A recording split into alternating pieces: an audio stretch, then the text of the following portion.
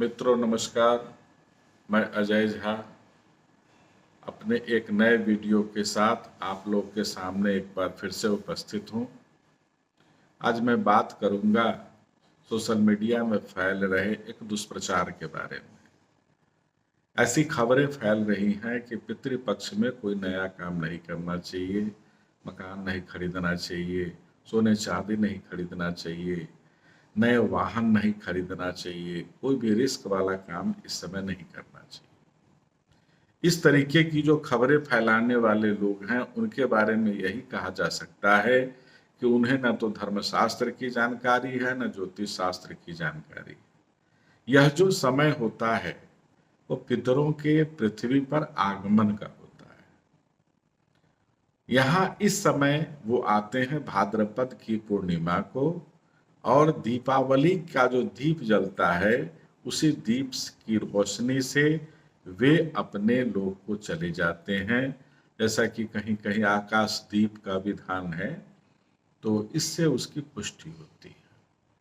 तो पितर जो होते हैं वो आ करके अपने कुल के लोगों को देखते हैं कि उनकी क्या समृद्धि है, उनके जीवन में क्या उपलब्धि है, उन्होंने किन किन चीज़ों का विस्तार किया है, और उन चीज़ों को देख करके वे खुश होते हैं, वो दुखी नहीं होते हैं। तो पितृपक्ष को निषिद्ध नहीं मानना चाहिए, उसको इस रूप में मानना चाहिए कि पितर आकर के हमें आशीर्वाद देते हैं, अपने आशीर्वाद से, अपनी वेल विशिंग से हमें अभिसिंचित करते हैं। कोई भी यज्ञ होता है, विवाह होता है तो नांदी श्राद्ध होता है, आप यज्ञ करेंगे, बड़े बड़े अनुष्ठान करेंगे तो उसमें भी नांदी श्राद्ध का विधान है। तो पितर का पूजन है ना उसमें, तो पहले पितर को बुलाते हैं तब फिर भगवान को बुलाते हैं, तो वो निषिद्ध कैसे हुए?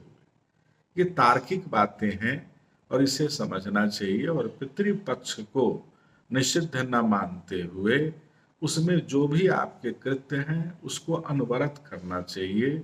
आपको ये समझना चाहिए कि आप जितने कार्य को करेंगे पितर आपसे और खुश होंगे, और पितर अगर खुश होंगे तो देवता भी खुश होंगे।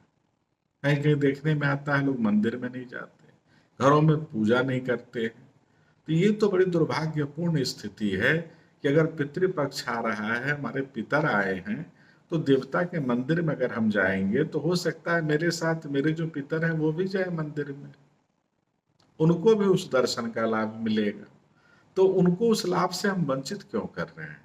अपने घरों में अगर हम पूजन करते हैं तो उसका भी कुछ पुण्य हो सकता है हमारे जो पितर हैं उनको भी प्राप्त हो जाए, इससे भी हम उनको वंचित कर रहे हैं।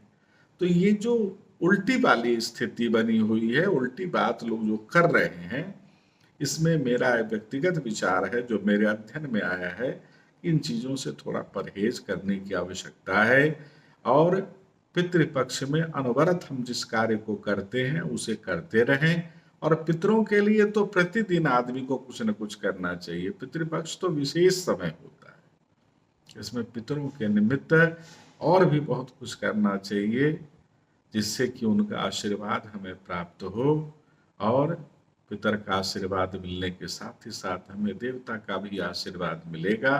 तो इसे निषिद्ध न मानते हुए इसे स्वीकार्य दिन मान करके अपने समस्त कार्यों को करना चाहिए। धन्यवाद।